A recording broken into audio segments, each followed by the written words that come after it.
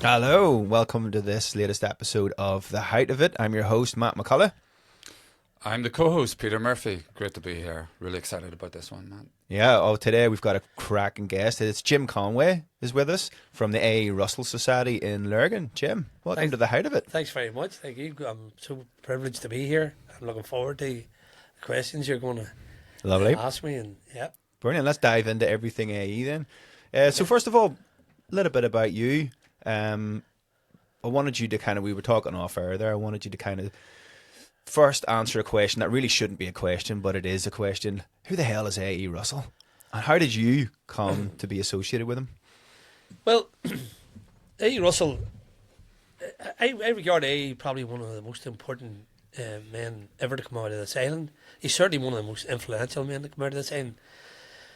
And if you'd asked me 15 years ago about A.E. Russell, I said, who? Like most people, everybody says, who? You know, who's A.E. Russell? I knew there was a wee blue plaque to him in William Street, but I thought he was just some local vernacular poet or something like that. Mm-hmm. But I think it was about 8 years ago.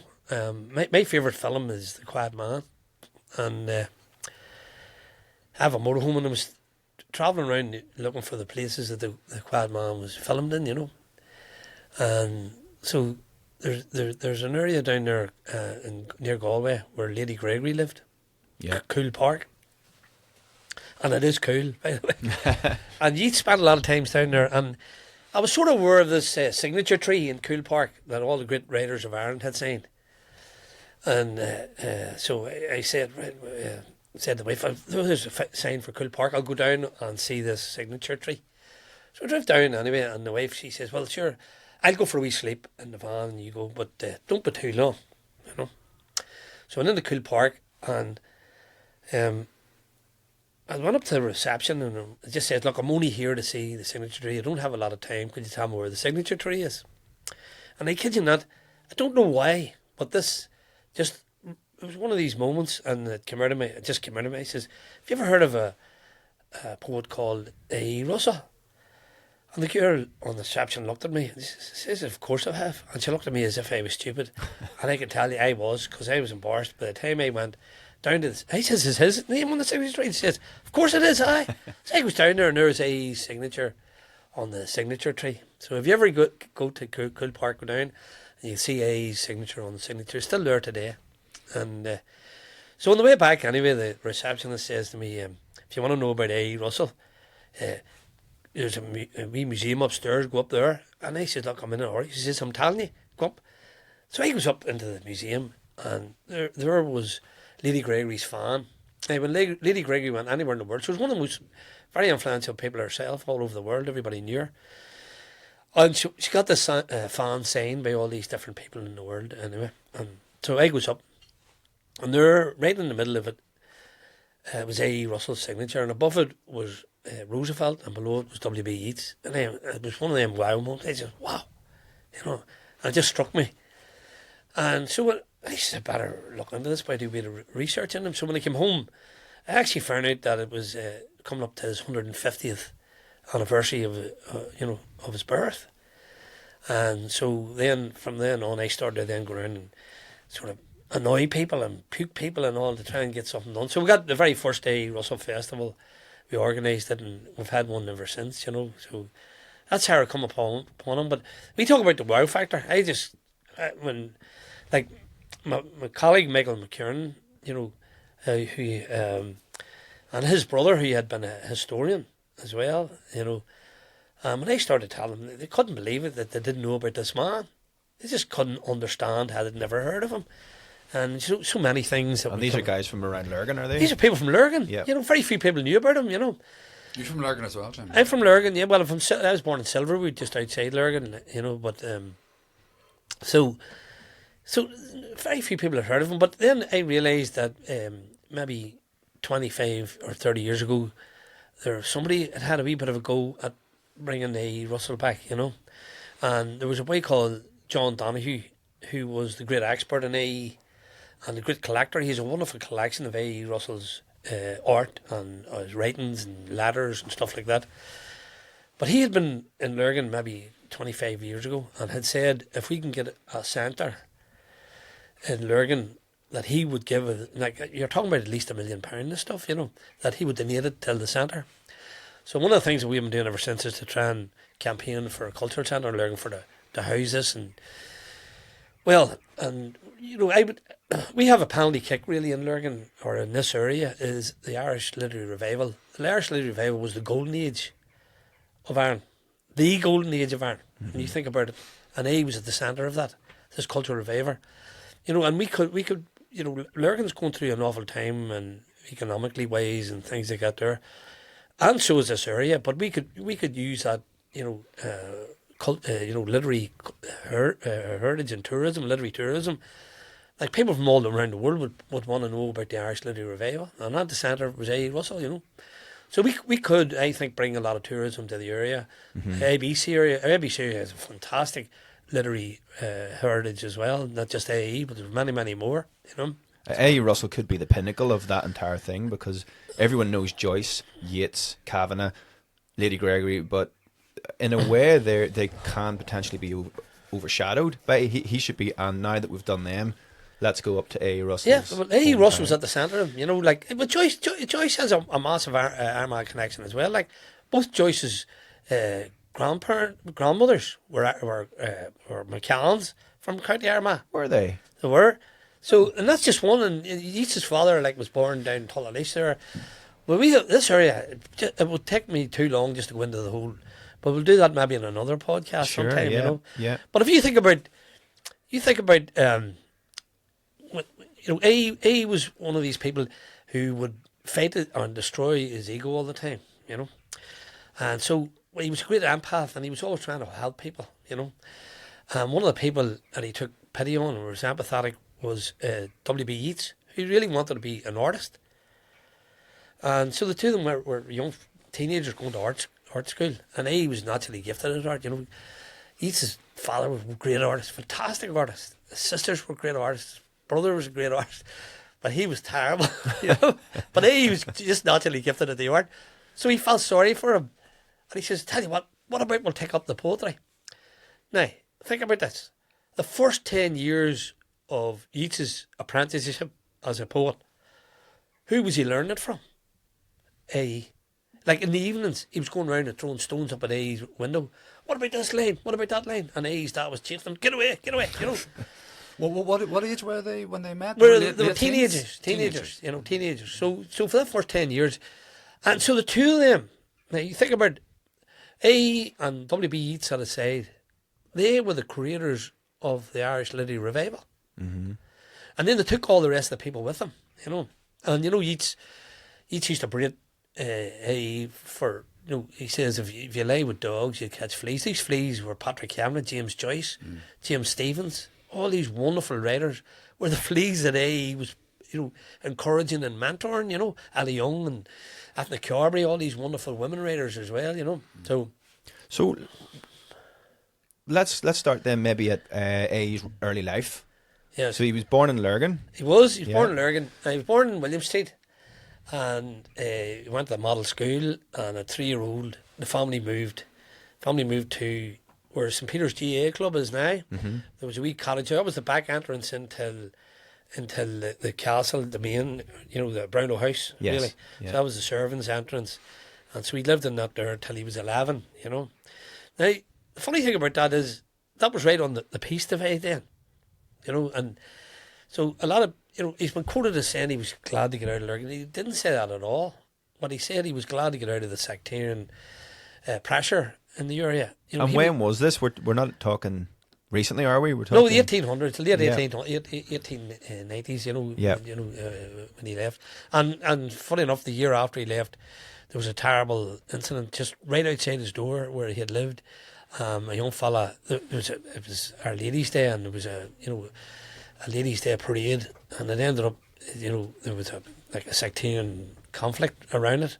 It was attacked, and the RIC opened fire, and they shot a wee fella, which would have been a neighbour of his, and he would have known him. And so they were glad to get out of this sectarian bubble, and that's what he said. But he loved the people. He loved Lurgan. He loved the people. But He didn't like the sectarian, pressure and bubble at the time. And that's what he was glad to get away from. But he did go back quite a Oh, he lot. came back every year. He loved Armagh here. He had relatives. His relatives are all buried in St Mark's graveyard there. Sister and all buried there. And Why was that? Why in Armagh, not in Drumgoar? his grandfather and his auntie had lived in the Shields buildings there. They're Tower Hill. Yes. Yes, they were living there, and it was there.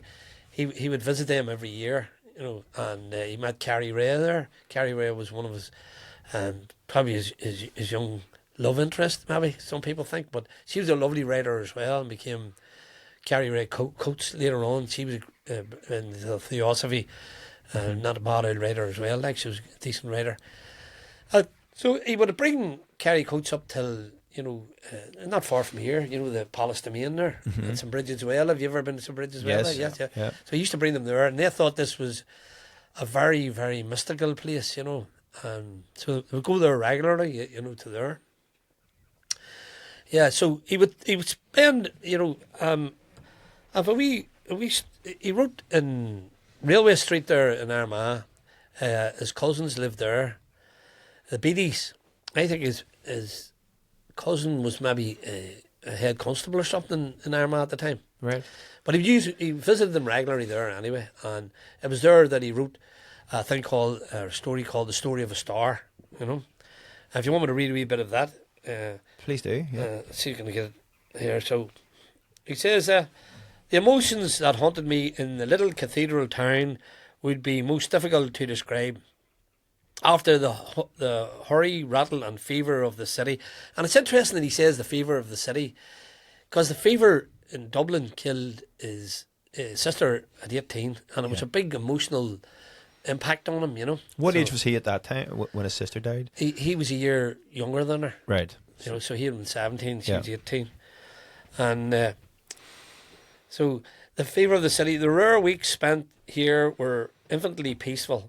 They were full of a quaint sense of childhood, and sometimes a deeper chord touched the giant and the spiritual things. Childhood has dreams of the little room I slept in, which was opposite its window, the great grey cathedral wall. The little room I slept in had opposite its window a great. I'm reading that. So that evening, that the sunlight crept around it and appeared in the room. Strained through the faded green blind, it must have been the silvery quietness of colour which in some subtle way affected me with the feeling of a continual Sabbath. And this was strengthened by the bells chiming hour after hour, the pathos, penitence and hope expressed by the flying notes coloured the intervals with faint and delicate memories. They haunted my dreams, and I heard the unutterable longing, the dreamy chimes, pealing from some dim and vast cathedral of cosmic memory, until the peace they told became almost a nightmare, and I longed for utter oblivion, for forgetfulness of their reverberations. Through his dreams here, he realised what is meant by the Indian philosophy of Maya. So, That just shows why he's such a good writer. Yeah. Once you describe someone as a good writer, once you read it and you get a sense of how he. Well, I didn't make a good job of reading it there. I got a wee bit. But it still shines through, doesn't it? So, and this Maya means an illusion and refers to the ways in which a person's existence and self-centeredness stop them from seeing the truth. Hindus believe that the Maya can exert a powerful influence on people. Truly my days were full of Mayas, and my work at day city life was no more real to me than one of those bright, brief glimpses of things long past. I talk of the past, and yet these moments taught me how false our ideas of time are. One of these journeys I was struck by the phantasm, so it seemed, of a planet I had not observed before. I could not then observe closer and come again on another occasion it had disappeared. After the lapse of many months I saw it once more, brilliant with fairy beauty. Its motion was slow, revolving around some invisible centre. I pondered over it and seemed to know that the invisible centre was its primordial spirit state, from which it emerged a little while and into which it then withdrew. Short was its day, its shining faded into a glimmer and then into darkness. In a few months I learned its time and cycles. I made preparations and determined to await its coming, the birth of a planet. From such dreams I would be aroused perhaps by a gentle knock at my door, and my little cousin Margaret's quaint face would peep in with a cousin Robert. "Are you not coming down to supper?" they would say.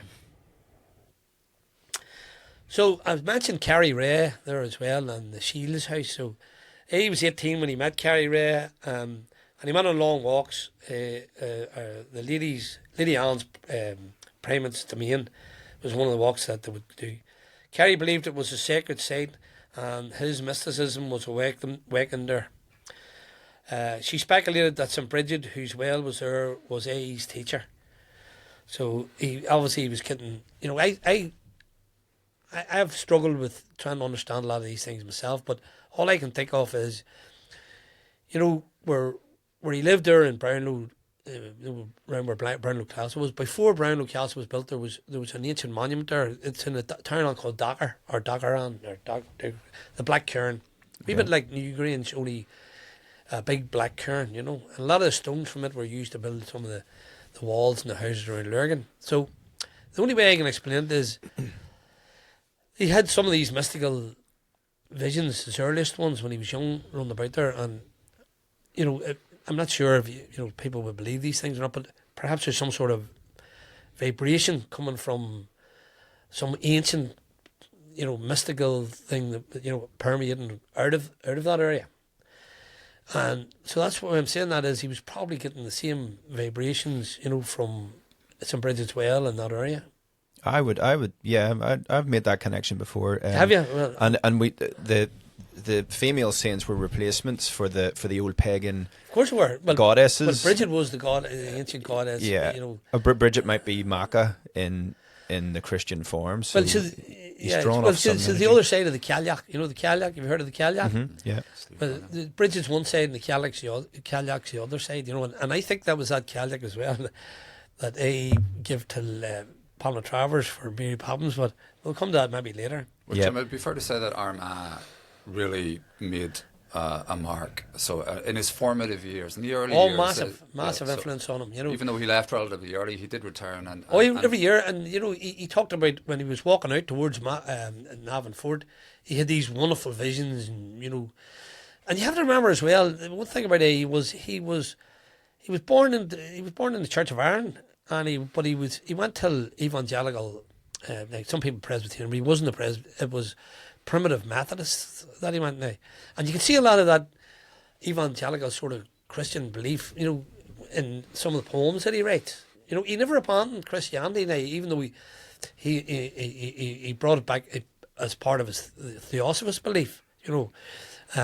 like the Bhagavad Gita, and almost like a Hindu, a Buddhist. He was more like a Buddhist, but he believed that all the religions were part of this one. Really, they were all thinking or believing in the same thing. So he was tapping into something special in Armagh, and people forget that Armagh would have been probably one of the most sacred sites in Ireland, probably the most sacred site. And you think of all that. The Cuchulainn stories and the Tombu Curly, all them, they're all emanate from Armagh. And of course, he wrote the great play about Deirdre, and that was another epic. And they're all Armagh, it's all around Armagh. It's the only county in Ireland with because the tripartite Moragina goddess of war, Mac is part of it. She is, and definitely. There's no other county with her name in it. This is the height of Maca. The height of Maca, yeah. He sort of instinctively, as soon as he came across Alwyn Maca, I think he instantly had some sort of communication. Well, I think whatever he was tapping into some sort of vibration, And like, I've heard people talking like that before, Van Morrison, Van Morrison sort of says he channels a lot of his music. And he was interviewed one time, and they tried to say, Yeats was his big influence on him. And Van Morrison said, no, he says, my DNA is A.E. Russell. So Van Morrison was, no way. Oh yeah, he would have been into like yourself, read the Candle of Vision and tapped into a lot of the stuff of A.E. Into the mystic. Mm-hmm. That's all. Yeah. That book will change your life. Yeah, well, no, but I mean, Van Morrison said to the Mystic, you know, Yeah. it was about A.E. Russell, like, Yeah. you know, so they were all tapping into him. Gandhi read his stuff, and you know, Gandhi got a lot of his pacifism from A.E. Russell, but he you know, all the A.E. Russell's books were sent in him, and there's a bit there where I think it was his mother-in-law sent another book into him about A.E. Russell books, and he said, but I already have that one. And when Gandhi was about to be released from prison, the only person in the whole world he wanted to meet was A.E. Russell. You know, It's amazing that India's peaceful revolution, yeah, and subsequent freedom, yeah. might originate in Lurgan, Well, you know, I think that because they had two routes to go, and Gandhi was Yeah. influenced by A.E. he definitely was. And unfortunately, at the time, A.E. Russell's mother or A.E. Russell's wife was really ill, and she was dying, and they never. Well, they said they never got to meet, but I have seen something in one of Gandhi's diaries that certainly hints, if not a wee bit more than a hint, that they did meet. Wow, I was under the impression they didn't. They arranged to, but it didn't happen. No, that's what's written. Right. But I have seen a wee bit in the diary where I think they might have eventually met, you know, somewhere. And what does it say? It just, I can't remember now, but it definitely alludes to the fact that they may have met, you know. Yeah. But this was later on, like, you know. Very interesting, You know, yeah. like, if you, later on in A's life, like, he was, you know, he'd been invited over, you know, by President Roosevelt and people like that, you know. Yeah. All the world leaders were looking to talk to this great man, you know. People are probably wondering, hang on, I thought he was hanging around Armagh, and now suddenly Gandhi and Roosevelt are his Yeah. mates, so Well, that maybe we was should... later on yeah, in we his should life, talk yeah. about how he became so influential. So he moved to Dublin, didn't he? After... He did. When he was 11, he moved to Dublin when he was 11. And so his father, and I think it was probably because there's probably the sectarian trouble in Lurgan time, but his father moved to a firm called Gardeners. And they would evolve to become one of the most famous financial companies in the world, you know. And so the Gardeners were very... In fact, you mentioned Michael Collins. Michael Collins worked for Gardeners as well. Oh, right. That, you know, I don't know if his father knew him or not, but they both worked in Gardeners, you know.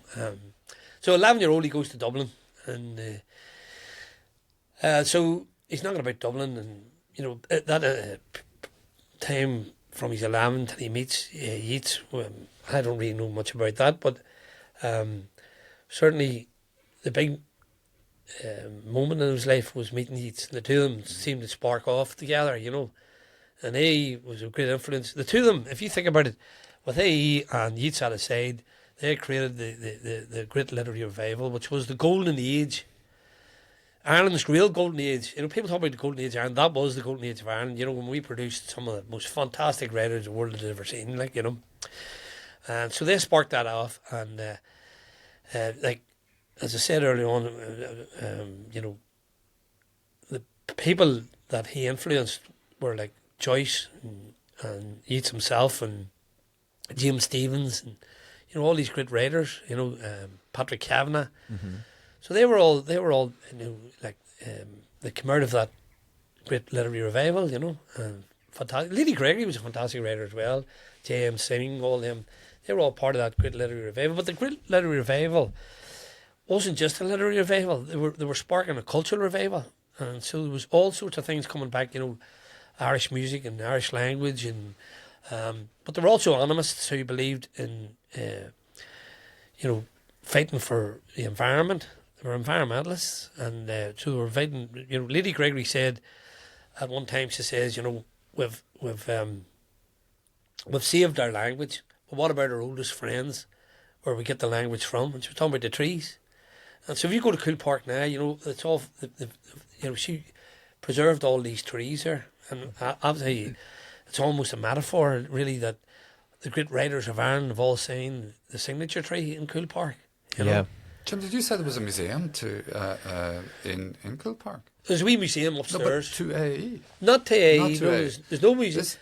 There is no museum. No to museum A.E. to A.E. anywhere. It's astonishing. But John Donahue has the wonderful collection. Well, sorry, I should have said Armagh has a fantastic collection of... Armagh Museum has a fantastic collection of A.E.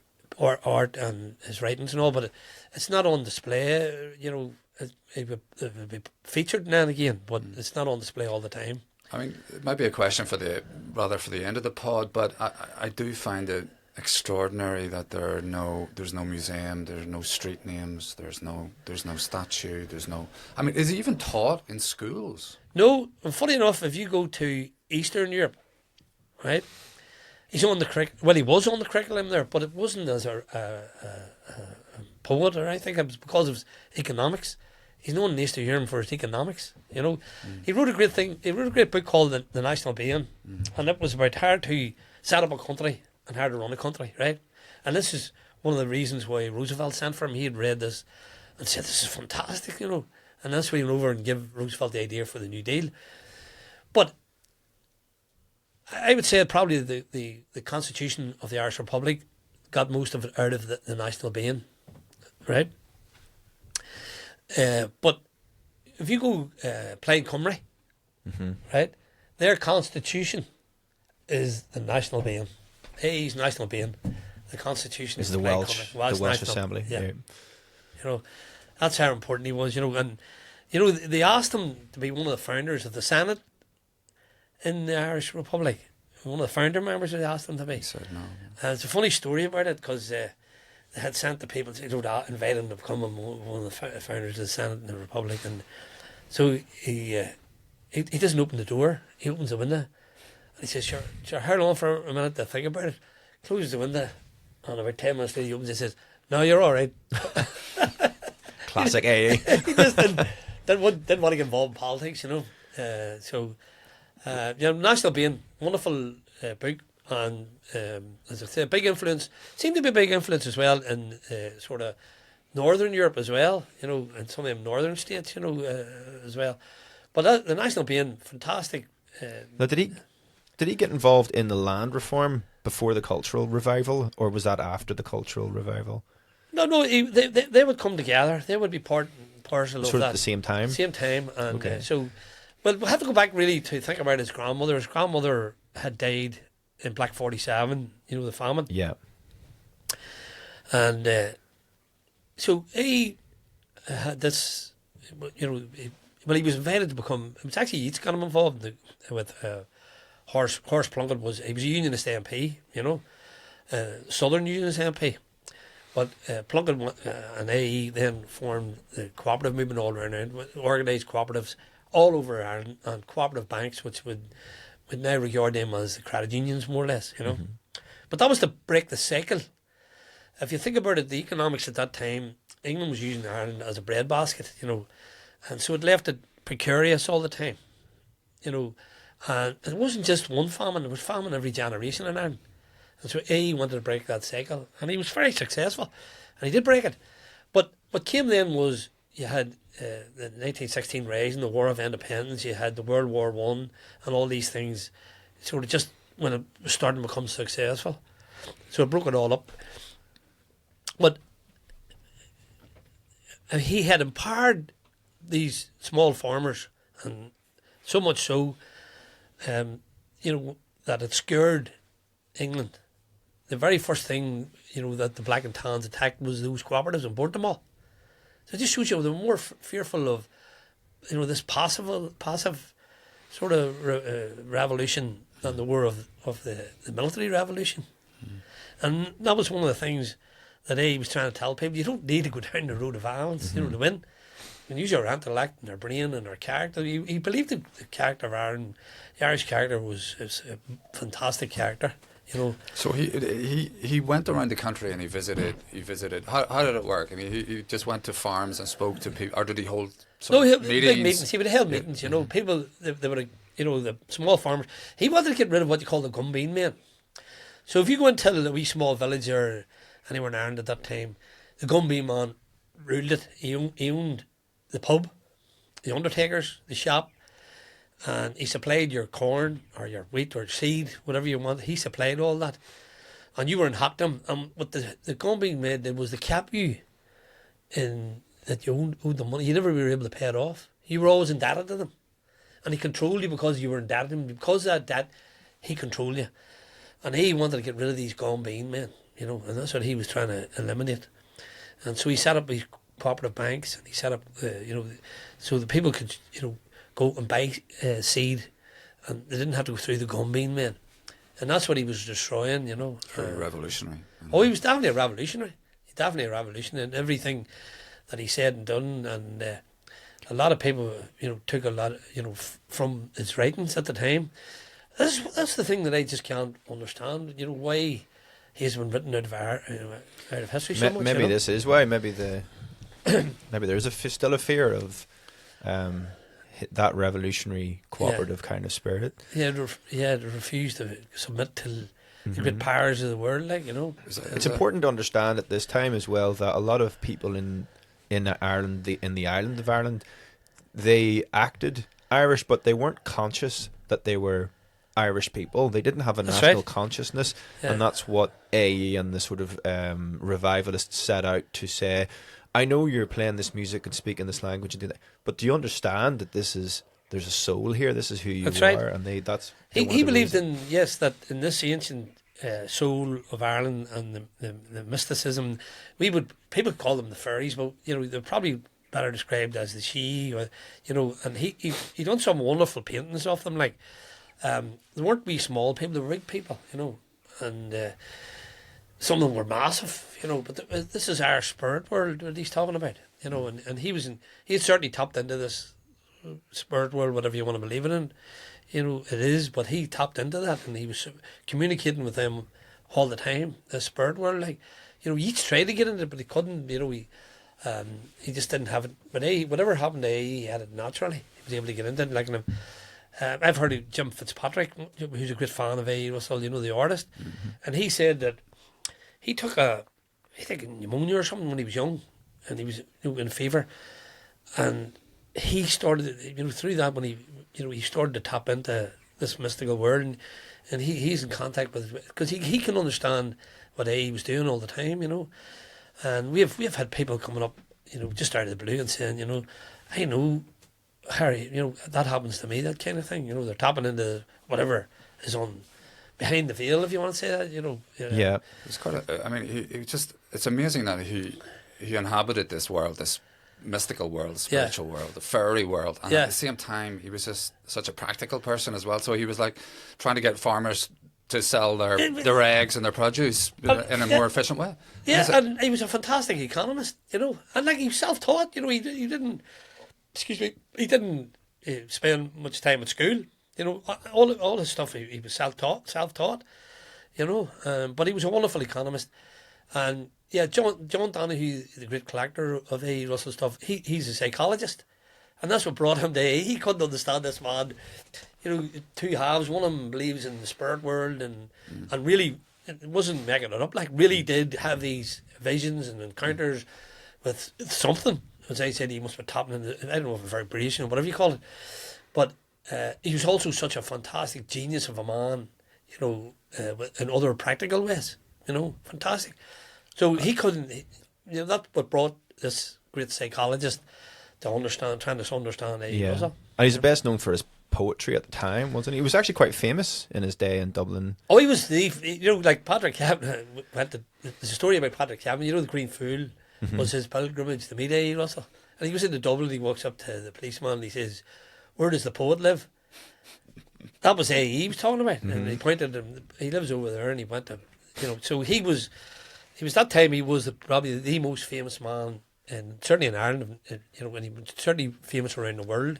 You know, everyone knows James Joyce. Everyone thinks Ireland, Dublin, the revival, Joyce. No one really gets that. No A.E., no Joyce. No Joyce, no Yeats. Yeah. No Patrick Kavanagh. No Mary Poppins. Definitely no Mary Poppins. Was it true that Joyce camped outside A.E.'s Absolutely, house? 100%. Unpublished? Yeah. Looking to be a poet? Yeah. He goes to A.E., camps outside the house, and A.E. had been away somewhere, and he came back late. It was the early hours of the morning, and he brings him in, and he makes him a cup of tea or something to get there, and two of them started to talk. And Joyce wants to be a poet. Whatever he says in this conversation, A.E. says to him, "There's not enough chaos in your life to be a poet." But he says, "I'll tell you what you do. You write me 3 short stories." He says, "I'll pay you for them now, and I'll publish them for you." And he did, and that was the Dubliners, and that's what started off Joyce. Now, if you read Ulysses, and Ulysses it say he wrote A.E. I.O.U. But Ulysses is full of stuff about A.E. Russell. He's an All actual through it. character in Ulysses. Characters in it, but As right himself. there. It's as himself, and then he's a Cyclops and all this. He's all through it. And he calls him a word, I can't remember, I think it's impropriature or something, which means the gatekeeper or the good shepherd. You know, like he parodies him, he makes fun of him, but he loved him. And, you know, this was the man that made him, like, you know, and so he has him in Finnegan's Wake and things like that as well. You know, he's all through his writings, like. We should ask where A.E. came from, because. A.E. where it came from. Just right. to finish off Joyce, though, it's wild that if you read the Dubliners, it's good. Yeah. But it's almost as if A saw Joyce and said, right, you write those, and then you move to Ulysses, and it's what Joyce's could have been. Russell must have saw in Joyce what Ulysses was going to be. And He did. Oh, he did. Ulysses. He gave him the idea for. He says somebody should write about it. You know, a day in the life of Dublin. So it was A sort of idea telling him to do that. You know. I didn't know that. Wow. Oh yeah. Because that book, people say, that was the first stream of consciousness type book. A lot of people would say that most modern novels owe a lot to Ulysses. I know Trainspotting does. Irvin Welsh ridiculously said, oh no, Trainspotting is actually kind of Ulysses. It's very heavily influenced. Irvin Welsh reads Ulysses every 10 years and says it's a different book every time he reads it. And A.E. behind that, if we say that most modern novels owe a lot to Ulysses, most modern novels owe a lot to A.E. Russell. Well, I would say The boy from Lurgan. Some people maybe think I'm over enthusiastic about him. I like to think he was the massive influence on most things, certainly at that time, you know, and like he had massive influence around the world, you know, all people around the world. Like I was going to tell you about a poem here called Germinal, right? Sorry, but Peter had a question there. Okay. He was and I jumped in on top of him. People, including me. Right, we'll go back to Germinal, man. Yes. Right, yeah, so The right, so, you tell the genesis right, of that. so the belief system of A said, you know, all the religions of the world are all one, but he believed that there was an energy force around the world called Eon. And like life, or it was like a wee spark comes off it, and that's what, like, animal, human, whatever, that wee life form is this spark, but it will return back to the original Eon. So he signed one of his poems, Eon, one day, and I went to the printers, and his handwriting was terrible. Like, I'm sure you've tried to read some of his handwriting, it was terrible. But anyway, it came back as A.E. And then he found out that A.E. had this mystical meaning, and he believed that was a divine intervention, that he should be called A the rest of his life then. So that's where it came from. And because I just reread The Candle of Vision, he was saying that he had a dream when he was younger, and the word aeon, he asked, I can't remember exactly what it was, but he asked, and the dream said aeon, and he didn't know what that meant. Yeah. And we went down to Trinity, and he asked the librarian, can you give me something on the ancient mythology of the origin of the earth? He gave him a book, and the first page he opened to it had that word aeon and described it as that life force.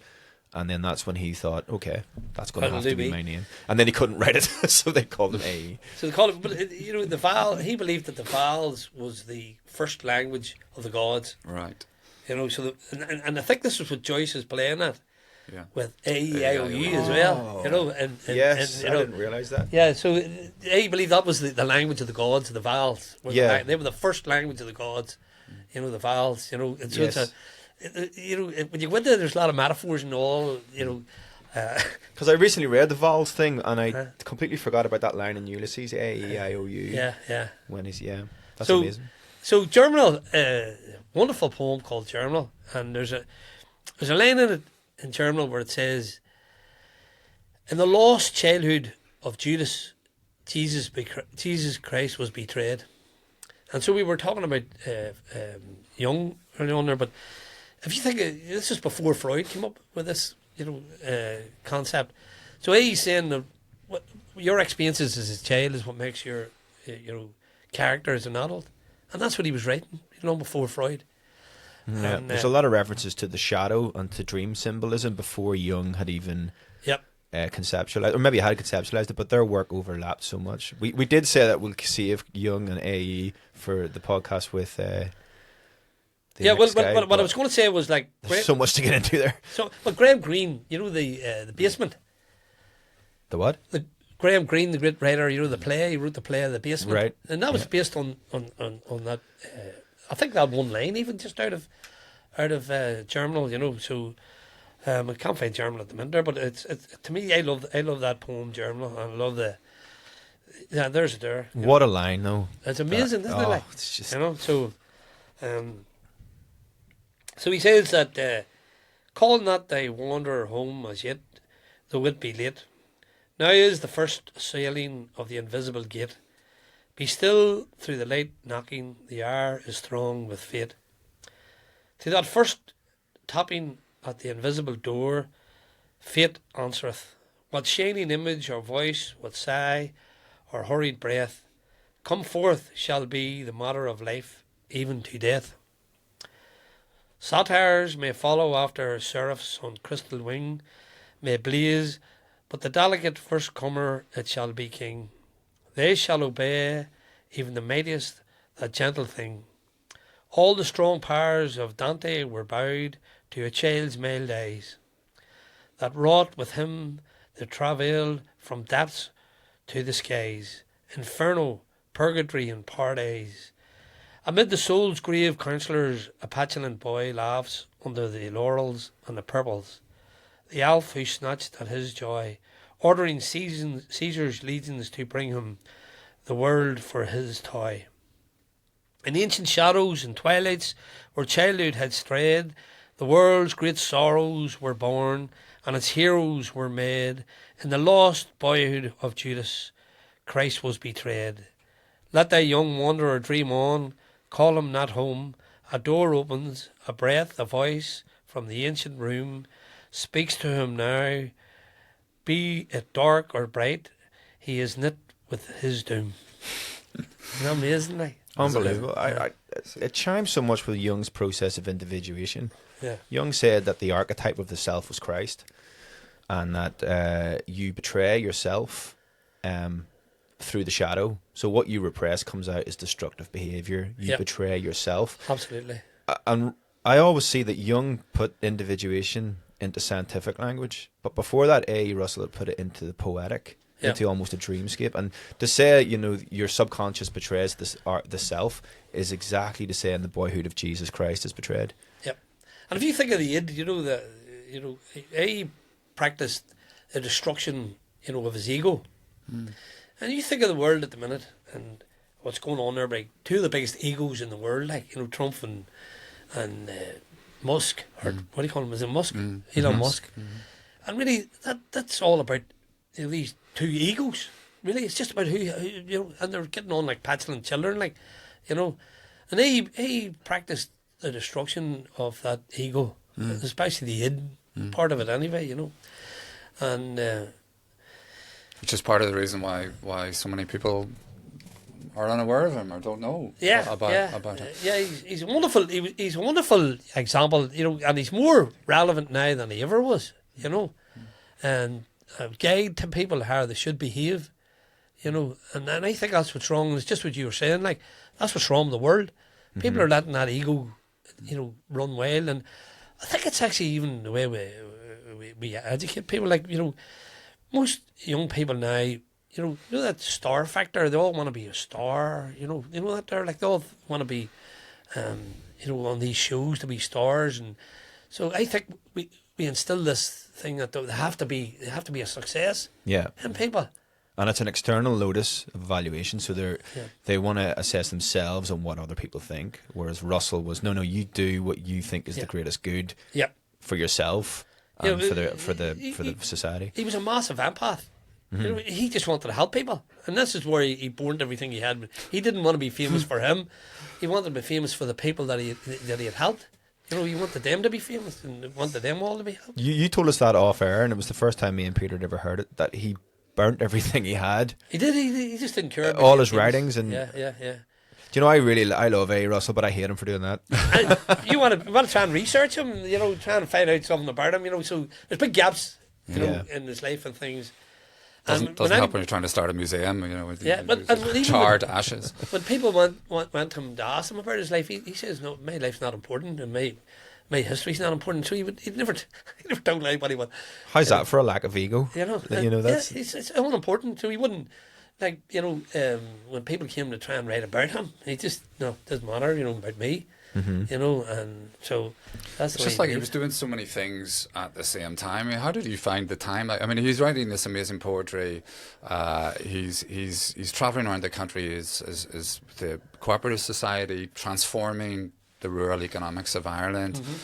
And then he became the editor of the Irish Homestead. Yeah. So how influential was that? What was that, and how did that fit into the, let's say, media? Well, if you take Countess Markovich's biography, she says that A created the identity of Ireland and the modern identity of Ireland, if you want to call that. But that was because he was writing, I think it was Joyce or Yeats, somebody called it the Pig's Paper. It was supposed to be an agricultural journal or magazine, and he was telling them about the great mythical heroes of Ireland. He was it was a renaissance of the great Irish character from thousands of years ago, and he was bringing that all back to these people. And he was telling them, you're a regal people. You are a very honourable people. You are, and your culture is a rival to any of these great, like the Greek culture or any of the great world cultures. And the Irish is one of the greatest, rival any of these great cultures. And so he was telling all these people, he was teaching them art, teaching them poetry, teaching them about their character and the great character they had, and he was reviving that Irish character and the renaissance of the Irish character, and he brought all that back, and we had a situation where we had peasant farmers, able to read W.B. Yeats, James Joyce, from their farmhouses, which they never had access to that never before. Had access. But if you think about the Woman's Heart album, do you remember Woman's Heart? Yeah. No. Right? But you don't? There's an age gap between us. Well, it was the biggest selling album ever in Ireland. Mary Black and people like that was all on. It was wonderful. And the cover of it, Dolores King. There's two of A.E.'s paintings. Right. The first album and the second album. And A.E. believed that the women that worked the land were the gods of the land. He had them as gods. Mm-hmm. And his paintings are metaphors. They're full of mysticism. And the metaphor usually is three women or it's two women in the land, because the land would be the other goddess, Yeah. And it's full of that there. And that's again the Trinity, the tripartite. It is, yeah. The Crone, Maca, and the Morrigan. Exactly. Yeah. And if we go to Mary Poppins, and the scene in Mary Poppins where Bert is chalking on the ground, right? And he's drawn this mystical painting on the ground with chalk, and then they all jump into it. Mm-hmm. It's a magic world, when they're saying that it's behind the trees, and he loved trees. All his paintings, most of them had trees, and you can see faces and all in the trees. We love the trees. So the message is behind the trees, and it's a bit like that behind the veil. This mystical world. Yes, the other world. The yeah. Celts called it. Yeah. Yeah. So Mary Poppins is full of this. People don't see. People might wonder why you're talking about Mary Poppins. Well, Pamela Travers was a young Australian girl, and her father had loved A.E. Russell and read A.E. Russell stuff. Mm-hmm. So she comes to A.E. and she wants to be. She moved to Dublin. They come to Dublin. Comes to Dublin as a young girl. Yeah, she was a famous actress, I think, in her early days. Anyway, but she comes to Ireland to meet A.E. and she brings a couple of her poems and he publishes them for her. Anyway, so he tells her, come back to me and I'll help you out and all. And but she doesn't come back, because she's so over, just this amazing man, but she just feels so shy about going to meet him. And he seeks her out and he goes and finds her and he says, knocks her on, you didn't come back to see me. And he brings her a lot of books and he publishes a couple of poems and he starts to give her all these ideas and he encourages her to write and all that there. And so he would talk to her about about the Cailleach, which is the Irish witch, and an English nanny, Mm-hmm. And so she wrote Mary Poppins from that. But they're not children's books. There's 7 books, and they're not children's books. They're all about all that theosophy and mysticism, and they're full of all that stuff. Right through them. Full of metaphors. Darker. Mm-hmm. Yeah, yeah. And you were saying then this image in Mary Poppins that we see in the movie as well, where they jump into this sort of many-coloured land. Yep, that's right. Yeah, is, like that. Yeah. Walt Whitman. is an A. Russell inspired kind of vision, is it? Oh, absolutely. You know, and you know, she was a she seen A.E. as a god herself. Right. She said he was her son to her flowers, but she was the last one with him when he died, and she had this mystical experience when he died, and she felt his energy going off. And she said there was a new star in the sky that day, that night when he left, and she was broken hearted when he died. But he had brought her, he spent a lot of time in Dunfanaghy, there at Marble Hill, beautiful place. If you get a chance to go and visit it, you should. And there's his wee furry cottage is still there. He stayed with the Law family, but they built a wee cottage for the children, furry cottage, and he used to stay in there, And he said that was the mystical centre of Ireland, and that Ireland was the mystical centre of the world.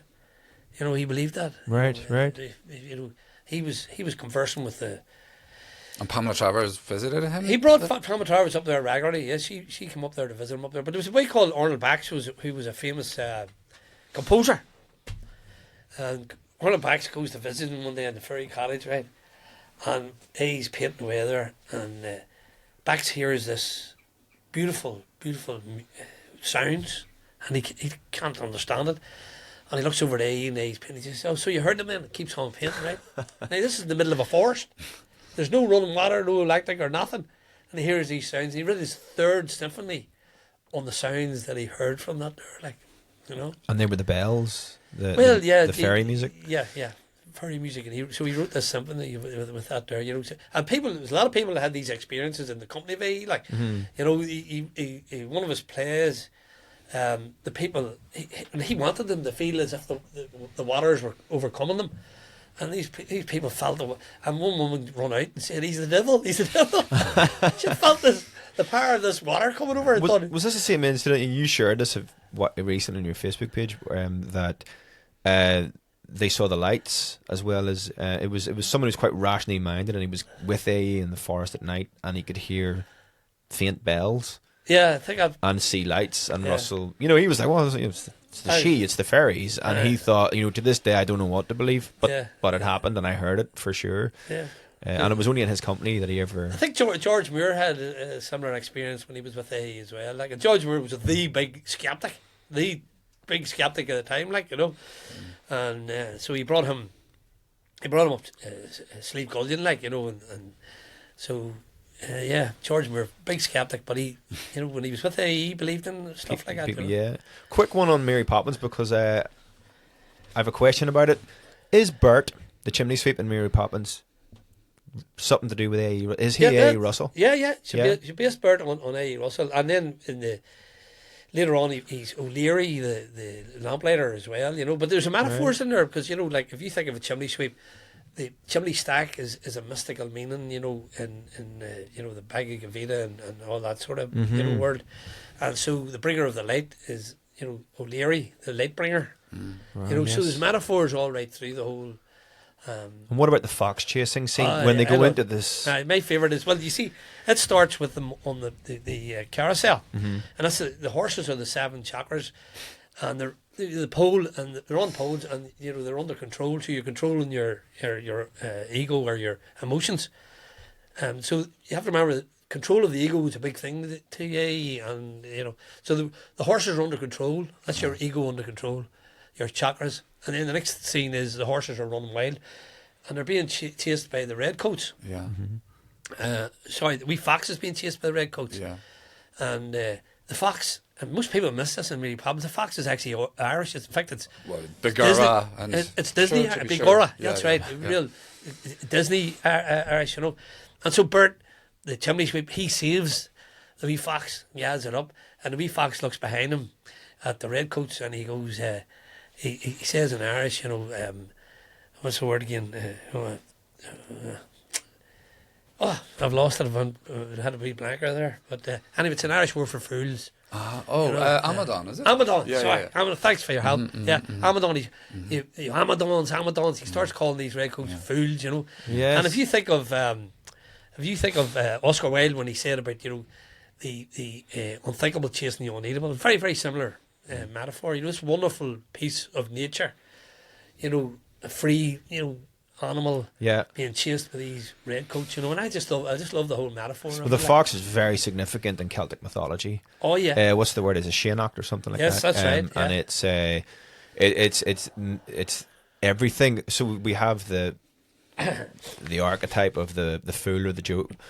Well, yeah, the fox is the archetype of the trickster, which is also known as the fool. So that's weird that he calls out fools. The trickster and also the deep mysticism. Very, very significant. So that's sort of like maybe the soul of Ireland being chased down by these sort of well-off, well-armed. The trickster has always been in Irish mythology right through, we have him in there in Loch Ness, it was the trickster that's what caused Loch Ness to erupt, Mm-hmm. The Dagda is the god of Loch Ness, and he's a part trickster as well. Yeah. Similar to the Dagda, is similar to Vodan, and the trickster in Loch Ness is Duvtak Dulchanga, Duvtak the Black Tongue, and then you have like Bricku. Bricku's like Brickman's called after him. He's a barb tongue, so they're the tricksters, and they're right through all this. And they're similar to Floki in Norse mythology. Yes, in the north there would be. Yeah, they're very So that Hamadan was seminal in that scene. They're metaphors for a lot of all this stuff coming through. So they're not children's books, like That's unbelievable. I've seen it 5 or 6 times, but I can't wait to see it again. I know. Mary Poppins after this. With both other eyes. It's just incredible. It's incredible. Eye-opening stuff. I think it's the third book. It's about it's almost a metaphor of Lurgan Park. Because it's Mary Poppins in the park, and the park's identical to Lurgan Park. But there's a lot of it is about his death. There's a wee sparrow comes back and she says, "Where have you been?" And the sparrow says, "I've been to Bournemouth." Now, Bournemouth is where A.E. died. Oh. Wow. Yes. So there's a lot of that right through her books, and about A.E. This was her hero, like a great hero, Yeah. And then he was invited over to the United States by Roosevelt in the middle of what was the Dust Bowl. Well, Henry Wallace, it's amazing, like, when you think about Henry Wallace. Americans would probably call him a communist, like, but he was certainly a left-winger, and he was a vice president till Roosevelt. Now, Henry Wallace's father and his grandfather all had been great, read A.E. and they loved A.E. So Henry Wallace and Roosevelt had read The National Being as well, and they brought him over after the Wall Street crash, and he gave them the idea for the New Deal. But, excuse me, if Henry Wallace had been president, the big millionaires, the big business people, they conspired to keep Henry Wallace from being president. Roosevelt really wanted him. Roosevelt was dying at the time, and they knew that he was going to be president. Wallace was, so they conspired to keep him out. They kept him out anyway. But if Henry Wallace had been president of America, there would have been no Cold War. He was very friendly with the Russians and the Soviets. Very, very friendly with them. So what would the world have looked like? Certainly Sovietism wouldn't have went to extreme the way it went, and America wouldn't have went to extreme the way it went, and there would have been no nuclear wars. What would the world have been like if Henry Wallace had been come? I reckon he's the greatest president America never had, and certainly not even aware of him. Look him up. Yep. Fantastic man, Henry Wallace. And that was A.E.'s best friend. And he wrote a beautiful thing about the death of A.E. He says, Ireland lost the greatest man they ever had. Right. They'll never be able to replace this man. That's what I'm saying. That's why I'm saying he's the most important. Henry Wallace regarded him as the most important man ever to come out of Ireland. Do we have maybe a microcosm of that, the Cold War, those two sides never would have been extreme? Do we have a microcosm of that in Ireland when we had the Michael Collins route of violent revolution versus the A.E. Russell route? Yeah, well, would both sides have been as extreme if we'd gone the A.E. route? The 1917 convention, that was A.E.'s idea, where he tried to bring that was really to stop partition. It was the idea to stop partition, and it nearly worked. And so you see the great painting of the convention, and there's A.E. going around talking into the people's ears. He's the big influence behind where he's keeping it back. He doesn't want to be the centre of attention, but he's influenced people. And I think that painting is just a wonderful painting of him, and you can see him talking into people's ears, and influencing all the people. And when there was a lot of trouble at the time, the British government sent for A.E. to intervene. Right. He was the go-to man to broker peace, or to make when they weren't communicating with each other. A.E. was what we'd probably call the back channel now. Yeah. He was the man that was the back channel between the IRA and between the British government, like. And maybe him being an Ulster Protestant, he's kind of in that middle ground in a strange way. Yeah, he was never. You could never put A.E. in any camp. No. Would he have seen himself as an Ulster man? I mean, he definitely seen himself as an Ulster man. Oh, there's no doubt about that. Although, you could say a lot of his formative years were in Dublin. As an Irishman as well. Yes, but if you think about some of the poems that he wrote, and a lot of the things he wrote, he said, forget about being British or being Irish or being English or Scottish. Just let's get on with it. Like, because he would have been more of an internationalist anyway. He wouldn't have seen the difference between anybody. Mm-hmm. He certainly wouldn't have been pro-nationalist, like. Mm-hmm. He would have been more, internationalist. But like, I know Casey fell out, like, but Casey was the same. Casey believed in internationalism. And he fell out with Markovitch and these people like that because he thought they were getting too pro-nationalist, more national. And blood and soil nationalism as opposed to internationalism. Yeah. So he would have been an internationalist, more than anything, How, I mean, these turbulent years, so the rising and War of Independence, the Civil War. So how did he cope with that as a pacifist? Did it disturb, distress? Oh, it really broke his heart, like, it really did. And so he tried to bring both sides together as well. Although he would probably have been, pro-treaty. He's been regarded as pro-treaty. I'm not so sure. I think he would have stepped outside the whole thing. But he had friends on both sides. Erskine Childers was a very close friend of Frank O'Connor, another one of his proteges, was very much anti-treaty. Yeah. And there is one instance where he's visiting Frank O'Connor and Erskine Childers down in Cork, and he's very worried about Erskine Childers' health at the time. So he had definitely friends on both sides, and he was always on both sides. It was the same with unionism and nationalism. He had lots of friends and very highly respected among the unionists as well as the nationalists. And he was absolutely horrified at the Civil War, wasn't he? Oh, it broke his heart. Civil War broke his heart. Like, it really did. It broke his heart. There's another strange parallel between him and Jung, and I don't want to go into that too much, but like Jung would say after the Second World War, he was horrified at that, and he would say this is a failure to integrate the anima in men. But years before that, Russell had said after the Irish Civil War, this is a failure to engage with Mother Earth or the goddesses in the land. Well, they would agree very with him similar. There. I would agree with them there, And he talks about the Iron Age, and I think there's the Iron Age in the Bhagavad Gita, but he talks about the Iron Age as people's hearts going iron as well. Right. The iron hearts don't. They've lost the respect for each other, the love for each other. And he did say about the Iron Age destroying nature.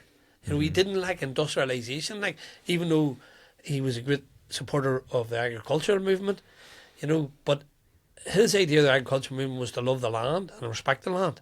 Yeah. He didn't like intensive farming. And it's the same with industrialization. He was horrified by industrialization. These iron monsters, like, really, that sort of thing, He was into sustainable development, which is now well before his time. Buzzword now. Wonderful. He was a vegetarian. He had a lot of these guys. Imagine this here. Imagine having Patrick Pearson, all these leaders that were going to be the leaders of the race. And he had them in a vegetarian restaurant and said, please, forget about the violence. We don't need to go down that road. We can do this without violence, like, So it seems like vegetarian, so he's an environmentalist. And he was very progressive towards women. Women, big time, yeah. The suffragettes used to come over and visit him a lot, Did they? Oh, they did, yeah. He was very much a feminist, way before his time. I'm not surprised to hear that the Woman's Heart had his paintings on the cover, because and he was close to Countess Markovitch as well. Especially he seemed to attract those strong-minded women, Ella Young and Ethna Carberry. And the suffragettes coming over them as well. They seemed to gravitate to him. And he was married, wasn't he? Valid, There's yes. very little about his Personal marriage life. and personal life. And We're doing a lot of children. research into Valid at the minute. We're trying to. It's very hard to find anything out about her. But she was a great writer herself, you know. Right. I think it was Voices of the Dawn or something. She wrote about Irish mythology as well. She was an English girl. Valid Young. Yeah, Valid Young. Valid North. She came over from England, but she was already a theosophist, and she was actually the printer for the Theosophists, and she came over to Ireland, and then she meets A.E. and a lot of people said, you know, that they had a fractious relationship, but that she hadn't. You know, I was reading something there yesterday where she was dying, and she says to somebody, "Going in next door and tell him how much you love his book. He needs a wee bit of encouragement." Like, that's somebody that's dying saying that about their husband. Like, that's not like somebody's having a fractious relationship with him. Like, you know. Yeah, And I think that's a good gateway maybe to Theosophy now and that whole side, because this is again another whole side of A.E. Russell that is completely what? It's a wonderful Theosophy. It's just a wonderful way of living. You know, what is Theosophy? Well, my understanding of it is, not that I'm an expert in it, but my understanding of it is that it's really, they believe that all the religions of the world are just one, you know, everybody just believes in the same God, and we should just practice that, and they believe in the fellowship of man, you know, and doing good, you know, and their whole thing is about help everybody. They just, and heavy on animism, natural. Well, animism, and that's my favourite part of it, because I do a lot of campaigning for Loch Ness and nature, and it usually gets me into a lot of trouble with developers and things like that when I'm trying to protect some tree or not. But he believed that's quite an A.E. trait in you there. It is. Oh, well, he believed in that the you know the spirits of the trees, and you'll see a lot of these spirits in his paintings. You know, the trees have life form. They are a life form. They have this spirit coming out of them, and he would converse with the trees, the spirits of the trees a lot. You know, and you can see it all right through Mary Poppins as well. So yeah. Very much an environmentalist, loved the trees, loved the earth. For some reason he didn't like the spirits of the pool. You know, he was terrified of water and the spirits of the pool. The pool, as in lakes? Yeah, for some reason. That's strange. Yeah. Have you ever seen that map of, is it Ptolemy's map of Ireland? Yeah, Ptolemy's. Yes, I always put the P in because I'm an unsophisticated oaf. There's no Loch Ness on it. It's only the rivers. Aye, but one of the river bands on it, there's a fort on it, right? Yeah, Navan Fort, Owen Mac is on it. Well, there's a fort on the ban on it, and it's called the Darnia. Okay. Right? Now, I can show you the fort. I can take you down to show it. The fort's still there. Where is it? It's down in the along the river band, the Charlestown Road, what we call the Fluckins or the Fluckins of wetlands. Right. The fort's still there. That fort's over 2,000 years old, or it's recorded by Ptolemy 2,000 years ago. You know. So we still have a lot of that. That's what he was saying, you know. The Romans didn't come to Ireland, we had no influence of the Romans, and we didn't destroy. We still have a lot of that ancientness in us. You know, like we have the Munchies down there. There's still a lot of part of their language, an ancient language called the Munchies. The DNA around Loch Ness, Dr. Donnelly said the DNA around Loch Ness hasn't changed in 10,000 years. Right. So those very first people that settled there, they left their DNA. They were the hunter-gatherers. They didn't cut down the trees. It was the Neolithic people who came and cut down the trees. But a lot of that ancientness is still in and around the shores of Loch Ness. You can sort of feel that when you're down there, I think. Yeah. Yeah, and that's why when people are dumping sewage in there, you know, that's like dumping sewage in Rome or, you know, the holiest of holies. Sacrilegious. You know, it's sacrilegious. It really is, you know. Yeah. God, I've never thought of it like that, but that is... Well, the reason I think that Loch Ness isn't on that map is because the Celts avoided lakes. They lived beside rivers, and people think it's because the rivers flowed, so they could trust that water, but they didn't trust the water in the lakes because it was still and stagnant. But maybe because they were so in tune with the spirits of the land, maybe A. Russell was seeing something there that the Celts were afraid of. Well, the Celts believed that was the liminal place anyway, you know, right. And so even you know the story of the coming of the She, you know, the coming of the what do you call them, the people from the Iberian Peninsula, you know, and they come and The two a day down. The two of the Danum was the She, you know, the fairyland, you know. Yeah. And, so they lose the battle and they have to disappear below the mountains. But in around Loch Ness, they disappear underneath Loch Ness, and they built a big city underneath Loch Ness there. Right. So that's where the city of the She is. And even when the Normans came, you know, Geraldus of Wales, when he came, he recorded seeing the towers of the She underneath the waters of Loch Ness. You know. Really? Oh, he did, eh? Oh, he did indeed. And That's amazing. amazing, yeah. So it's a spiritual place, very spiritual place. And you know, we have a group in Minnesota now, an A.E. Russell group in Minnesota, and they bring, so the native Dakota people come over every year and take part in our festival, and their you know, their culture or their belief system is almost identical to ours. You know, you think when the Normans came, or when the Ireland became planted, actually when the Elizabeth started drawing lines around it and making, Right. you know, the Irish couldn't, no concept of ownership. They didn't know what it was the same as the indigenous Americans. Probably the same indigenous all of it. How do you own the land? You can't own the land. It was a commonage to people, like Yeah, it was a totally alien concept. alien. You know, it's like I own the wind. You know. Yeah. So, what was the name now? I forget the name of this lady. She was Ukrainian, and she Madame was, Blavatsky. that's the one. And yeah. she's the one that sort of introduced A.E. to... Well, she was one of the ones. Or did she? Well, to sort of theosophy, like Yeah. she introduced him to theosophy. But he would have had a similar belief system. You know, she was just really sort of She put a name to what he was experiencing. exactly. Yeah, That's a great way to put it. Because his visions in the early years are insane. Yeah. Or throughout his whole life, what he describes as him being able to do with his meditation and his journeys to the many colour land, as he called it. Yeah, that's Madame Blavatsky there. Where, Oh wow! that's his painting of Madame Blavatsky. Yeah. So it is, and that's in memory of her. Do you want me to read that? Please, Why not? yeah. HBP Helen Blavatsky in a memoriam. Though swift the days flow from her day, no one has left her day unnamed. We know what light broke from her ray on us, who in the truth proclaimed, grew brother with the stars of powers that stretch away too late, and fade within the permeable hours, and in the wondrous first unite. We lose with her the right to scorn, the voices scornful of her truth. With her deeper love was born for those who filled her days with ruth. To her they were not sordid things, in them sometimes her wisdom said, the bird of paradise had wings, if only dreams it is not dead. We cannot forgetfulness forgo the reverence due to them, who were at times they do not guess, the sceptre and the diadem. With wisdom of the olden time, she made the hearts of dust to flame, and fired us with the hope sublime, our ancient heritage to claim.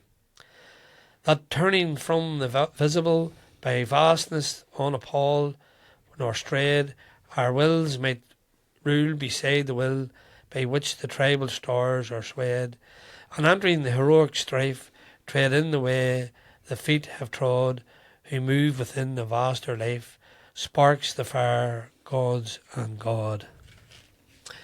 So, we were saying there about the heritage, you know, that she helped them bring this great heritage back of the Irish people, you know, that way, like. And big influence on his life, so she was.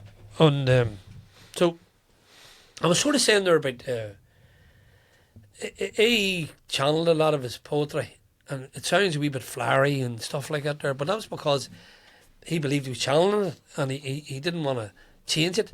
And Yeats was always saying, well, you need to rewrite this, you need to rewrite that, but he didn't like rewriting it. So I describe him like Leonard Cohen, you know. Okay. You know, people talk about, some people don't like Leonard Cohen. A lot of people love Leonard Cohen, but some people say, oh, music to cut your throat by. But you have to have a soul to like Leonard Cohen. And it's the same way he was regarded as the poet's poet. So poets loved A.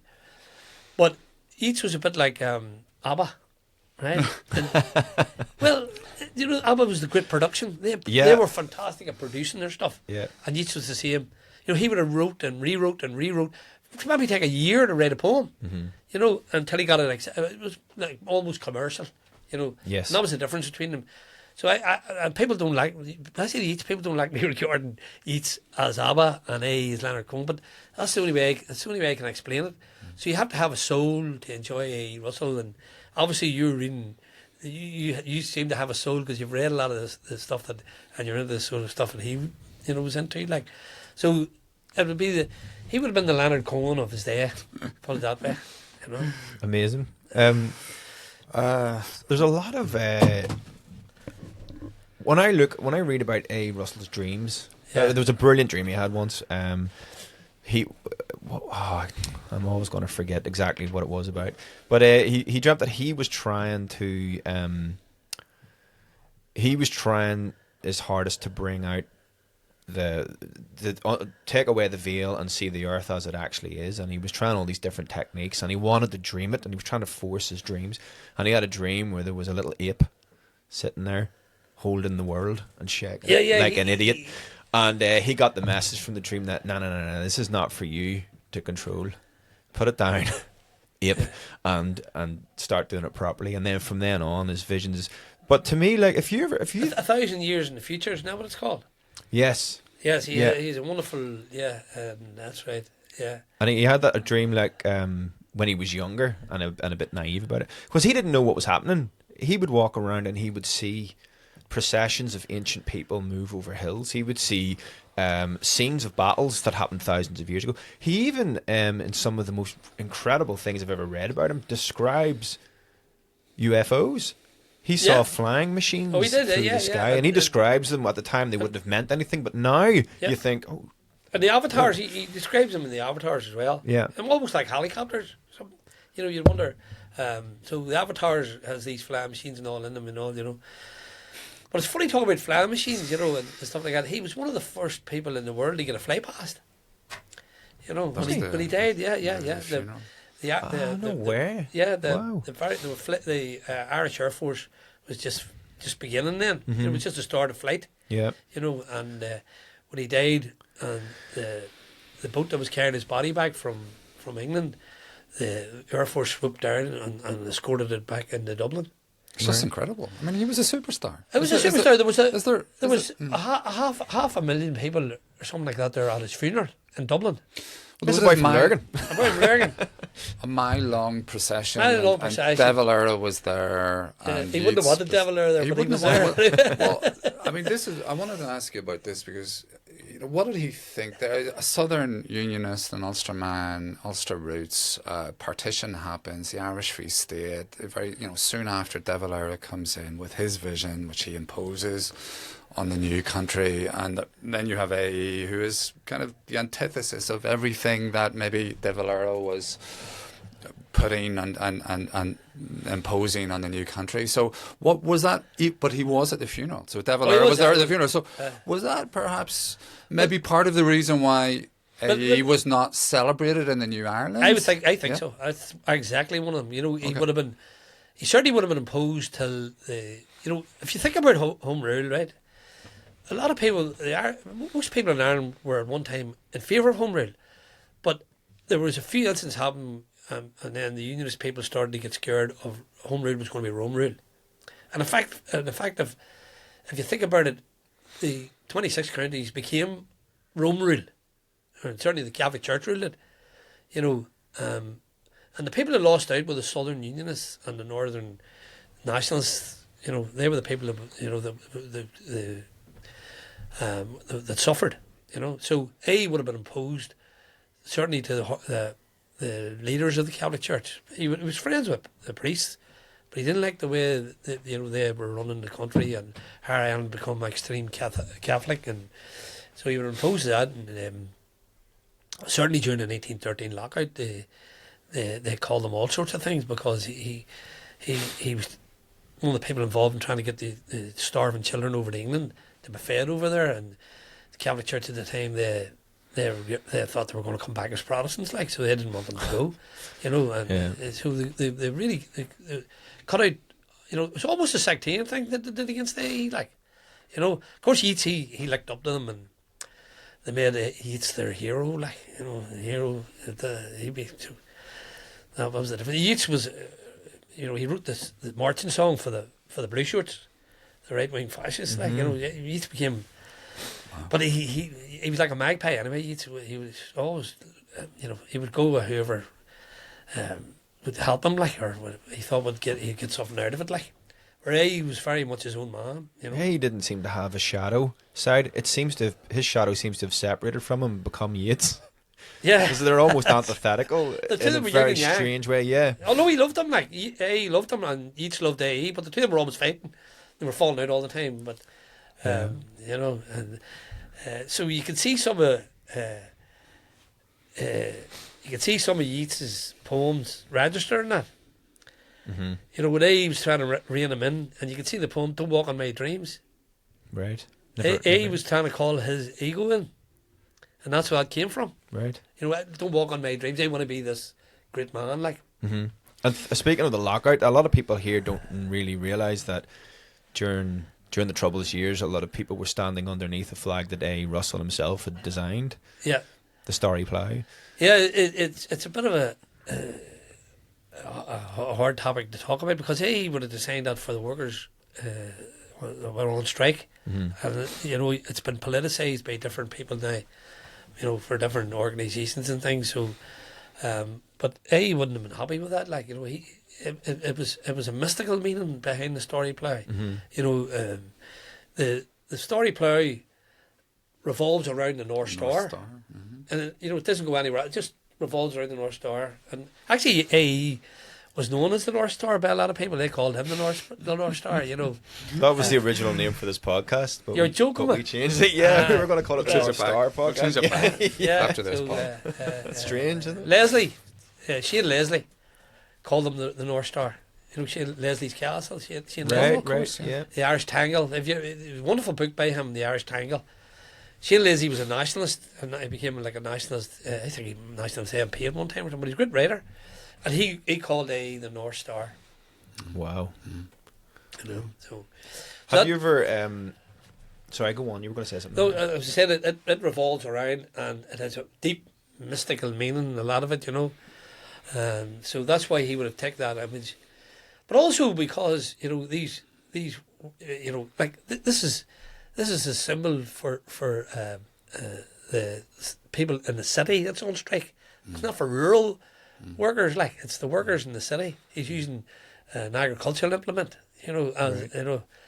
But was it not the idea? Was it not for the citizens' army as well? Yes, right? that's what I'm saying. It was the citizen army designed it for, like, you know, and it was definitely him designed it, you know, because O'Casey. He designed it, or it was just his idea? And he designed it. You know, O'Casey says he designed it in his early writings, but O'Casey fell out with him, and later on, when he was asked about it, I think it was in 1935, the Irish Citizen Army was reinvented, and they asked O'Casey about who was the designer of it, and he says, "Oh well, he might have had something to do with it, but he definitely was the designer of it." But there was a boy McGahey then redesigned it for the 1916 Rising. And the one that flew in the Rising, because it was originally green, and then it the one in the Rising's green. The original one was blue. Blue, excuse me. Yeah. No, you're right. A lot of people get it mixed up. The original one was blue, you know, because that blue colour was the ancient colour of iron. That was, you know, the mythical colour of iron. Right. The blue. So he wouldn't have. So McGahey redesigns this one, and it's gold and green in the 1916 Rising, and I think that's where people get it mixed up, like. So he politicised it, you know, in the Rising, and then since that, a lot of people have, you know, all these different images of it. You know, some people have it as red. You know, the more radical left wing organisations have it as a red background, Starry Plough. So, but it was for the workers, the ordinary working people of Dublin and the Irish Citizen Army. That's who he did. Do we know how he reacted to its use? Well, he wouldn't have known, you know. Well, in 1916. 1916, no, I don't recall what he said about it. No.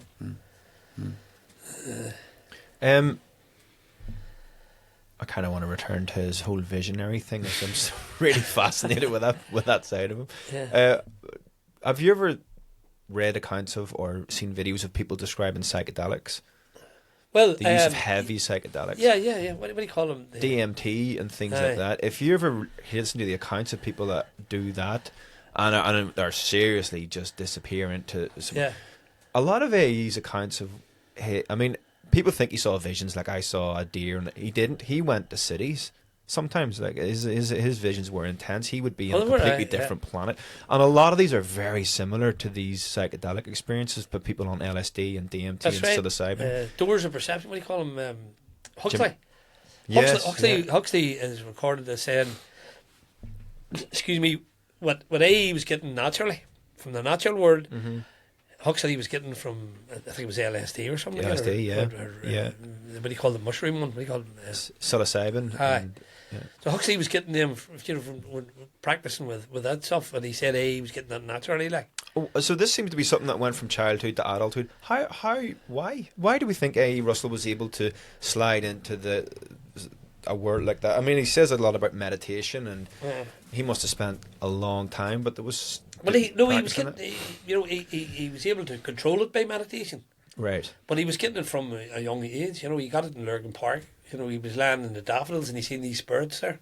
Mm-hmm. So, unfortunately, I've never had anything like that, so I can't explain it. But he was controlling it by meditation. Right. And that's what Yeats couldn't do it, and he wanted to do it. But he could do it and go into it all the time. And there's a lovely story one time where Yeats is trying to do something like that, and he's running about with a sword, trying to conjure up. But Yeats was trying to conjure up.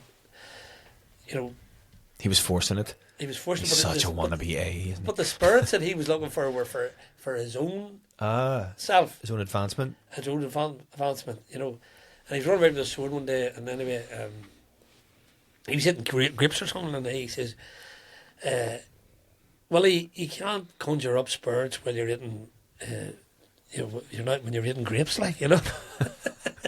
He was laughing at him, really. He was making fun, like. Yeah. So Yeats was always trying to conjure up these things, and he went in and became part of that, the one in England and all. When you have, the dark forces and things like that there, Yeah. and The occult.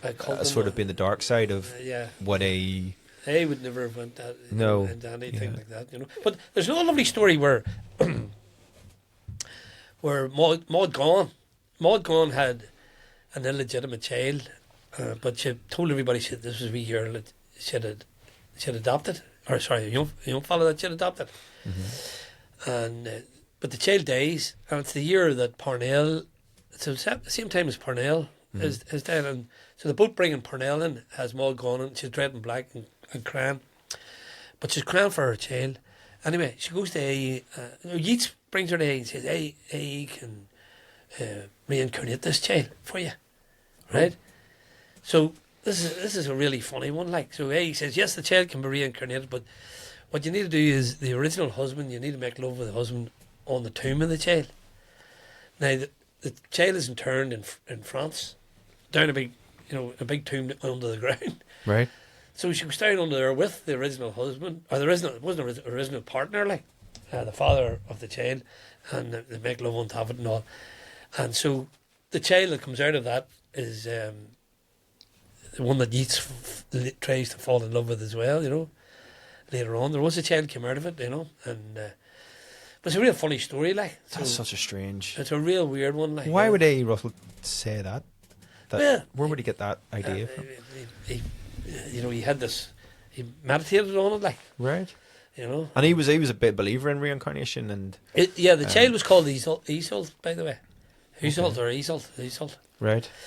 And Yeats run after her as well. Like he was always running after the women. Of course he was. Yeats.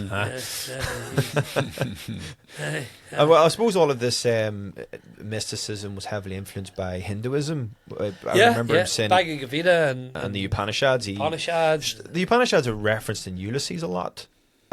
Joyce was a big. He mentions that a lot in connection with A.E. sometimes too.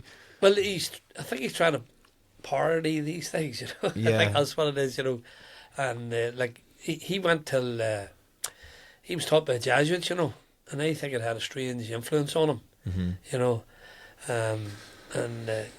But the Upanishads had a big influence on a lot of people in the world. Like, you know, if you Yeah. the nuclear bomb, and would you boys say have seen monsters or something like that, or didn't he? He was referencing the Upanishads.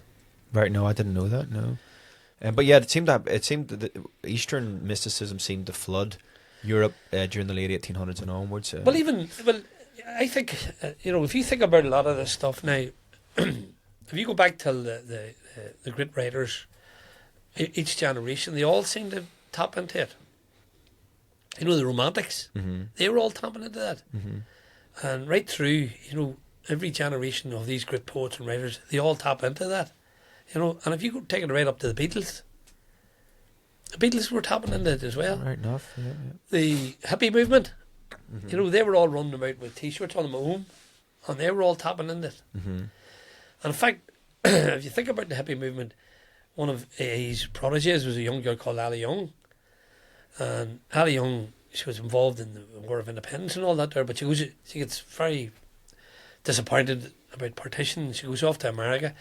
She goes to California, and she lives on the beaches of California.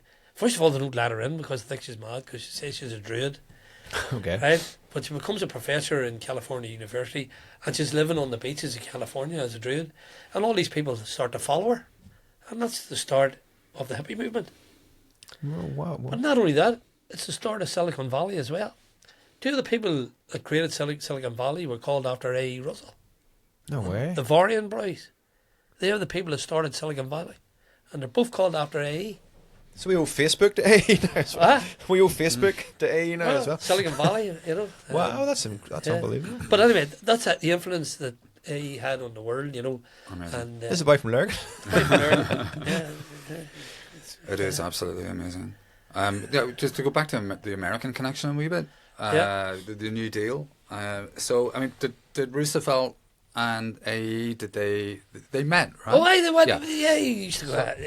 Roosevelt would have had him over for dinner and stuff like that there, you know. And so the New Deal was after the Depression, Great Depression hit, and the first ever safety net, basically welfare safety net, and right? Trump's trying to reverse all of that now.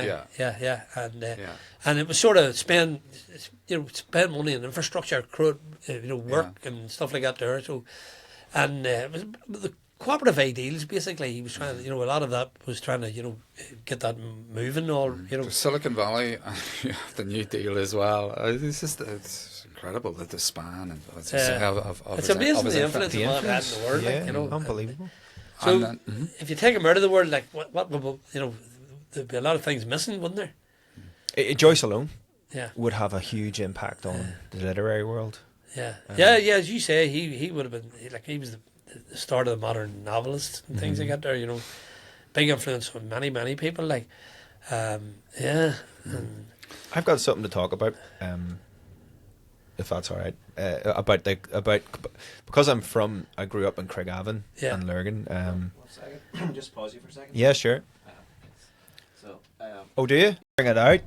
You can just share it on the A. Russell page or your own. But we want you to promote A. Russell. And that's what we want. That's what you are doing. That's what this would do. Travesty. That we don't know about it. Yeah. Well, the people don't know about it. Well, we've come from humble beginnings, and we could maybe finish with the society and what it's doing, and the commemorations, the promotion, and so we'll promote that. That's maybe the very final. Actually, I'm going to skip that part because with the Drumgoar part. Yeah, we can talk about that ourselves. It doesn't really need to be in the podcast. But maybe go for it. But we can talk about the old farmstead. Yeah. Well, because we'll bring it back. We can talk about the farmstead. That stone that you were talking about. That's really fascinating. I might get into a bit of whatever the story. Where the farms were, and then bring it back home for a little bit. Yeah, then we could bring it back to. Well, we're back in Lurgan and Craigavon. And then what is and then the A. Russell Society and what plans are for the future, and then is that okay? Sorry, I had to get those headphones off. They were starting to drive me. I don't know why they were starting to really. You start to learn that you can wear them about. The most important thing is actually when there's no noise outside, it's not as But for me, it's really important. Yeah, for you it is. Yeah, I yeah. can hear the differences. Yeah, like, yeah. But I have this back recording, I think, and I'm just checking all the cameras. Yeah, they're good. Start with maps, are we? Yeah. Yeah. So yeah, I just wanted to ask you about, because I grew up in Craigavon. Yep. My family from Armagh, but I lived in Craigavon and was brought up there. And a lot of people think it's a place with no history. It's just a new city dumped on a nowhere. But the Russell farm, where A's sort of ancestry is from his mum and dad's side, are around the Drumgoar area. Is that right? Yeah, yeah. Well, where the shopping centre is there, that Baltea, that's where his mother's family, the Armstrongs, came from. Mm-hmm. But Drumgoar is a very, very special place. And well, first of all, the word Drumgoar comes from the height of the Heron Crown. The ridge. Or the ridge, yeah, but it's the core, it's a Heron Crown, you know. And there's a big, massive stone there, called the Drumgoar Stone. And some people call it the Witching Stone and all sorts of names for it, and on the top of it are these marks, ancient marks. Some people say are 9,000 years old, but anyway, there's two explanations. One of them is that they're the marks of the board of the ark. That's the Christian, meaning the birds that came off the ark, But the older meaning of it is, certainly I would say it relates to the Heron Crown. It's the marks of the Heron Crown, Okay. Now the Heron Crown was a mystical bird that brought the messages between the other world, Manan and MacLear, the great god Manan MacLear, the god of the underwaters. So it was a messenger bird between Manan and MacLear and the other world and this world. And so the ancient Druids, it was their special bird. It would feast at the table with them, and they would call it the wise. They were called the wise ones, and so it would feast with them. And even when the Christians came, the Christians became monks, because a lot of Druids at the transitional time became monks, and so the monks carried on this tradition of the Heron Crown eating at the feasting table with them. And even Colm Kill, when he was in Iona, he was known as the Heron Crown monk. Okay. The wise monk. So they call these birds the wise ones, Yeah. And so that's what the stone relates to, really, And this stone sits. We're in the Skene and Burnside in Craigavon now. Is right there on that road. Yeah. And there's an old photograph of the Armagh Ramblers, and they were visiting the stone. But what's amazing is the river's on the other side of the stone. So they must have redirected. Yeah. And thank God some of the people that built Craigavon had a wee bit of reverence towards the ancient names and the ancient places, and they left the stone alone. In fact, there's an awful lot of stones near it as well, and I wouldn't be surprised if that was some sort of ancient tomb at one time, like a bit like Newgrange or something. I've had... Wow. I'm trying to get the archaeologists down to have a look at it. Yeah. To try and make head and tail out of it. Yeah. So I don't think those stones have been brought in there. The other stones, I think they're part of some kind of ancient complex, Wow, yeah. And, so maybe Russell, in his, he used to talk about walking through rural roads in Armagh, around these sort of homestead farms, around Drumgoar Lane and all of that kind of. Maybe the visions that he had were sort of, there's a highly significant... When we were kids, we all played in Drumgoar Lane. You ask anyone from Craigavon in the 90s, Lismara, West Acres, Clonmene, we were terrified of Drumgoar Lane, because as soon as you went over the boundary into those fields and lane, there was something terrifying. I always thought maybe they'd bulldozed a ferry mound. And probably have, the anger, there was something up there, and everyone was petrified. And there was devil worshippers up there and all sorts. There used to be the army going through the fields. There were paramilitary people, but there was something really terrifying. Well, the place is alive with the ancient sites. Lismore itself, the school itself. The back of Lismore is an ancient fort there. Yeah, and that word Lismore is the high fort. Lis is a fort, more big fort. And so there's a load of them, around there, and there's no doubt that they would have probably bulldozed them, whether they knew they were bulldozing them or not, but they definitely would. But I never realised that Russell's farmstead was there until I met you that time in Rushmere, and it gave me shivers, because there's a really quick story of mine, just to indulge. My first daughter was born in London, and we knew it was a planned C-section, and you can put your phone into the speakers in the theatre and play music. And when she was born, I handed her to my wife, and the song that she first held her to was the Dubliners' Raglan Road.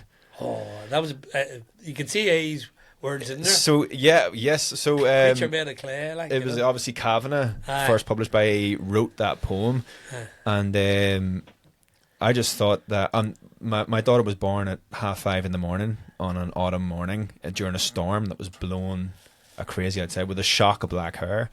And as soon as my wife held her, we had that opening verse on Raglan Road on an autumn day. I saw her first and knew that her dark hair would weave a snare that I would one day rue. And I saw the danger, and I passed along the enchanted way and said, let grief be a fallen leaf at the dawning of the day. And it wasn't until I spoke to you about where that farm was that I got the goosebumps, because there was the fingerprints of A. Russell. That's right. And my footsteps in the fields of his old farmstead that I had no idea about. And that's when that started my obsession with finding out about him and finding out. That was beautiful, man. He taught him to write poetry, like, really. He wrote earlier, but he honed his poetry for him and helped him. But you could see it in all through his poetry. A creature made of clay, that's coming right out of A.E.'s. Yes, and the true gods of sound and stone. Yeah. And funny enough, we're talking about the Drumgoar Stone. One of his great books of poetry is called The Voices of the Stone. Right. So quite possibly he got that from the Drumgoar Stone. He was, I have no doubt that he visited the Drumgoar Stone regularly, really? Certainly every year. And there's a hidden history there in Drumgoar that nobody, it's virtually wiped out, but it'd be great to bring back that part of Craigavon, Drumgoar, back into Lurgan, this whole sort of home. And I guess that's what the A. Russell Society that you run is doing. Well, we're trying to promote Lurgan and Craigavon and ABC area, and one of the things we have a wee group, an offshoot of us called, we actually haven't even constituted yet, but we're trying to get a lot of people involved in, there's 2 banks for sale in the middle of Lurgan. And you're talking about your centre out in Brownlow. But we would love to create a cultural centre. And imagine trying to bring the people of Lurgan together. Remember, through culture and heritage, but literature that can't harm anybody. Literary tradition. Great literature tradition. Like a lot of the writers in the ABC era would have been regarded as Ulster Scots writers. Moses Taggart would have been an Ulster Scots writer. Regarded as an Ulster Scots writer, beautiful writer as well. But he was the poet of the bog, and I just love some of his stuff. But so, Lurgan's regarded as the most divided town in Ireland, and he would just love. He would be so, if we brought the town together through A.E., united Lurgan, broke down the barriers. Who better to do it?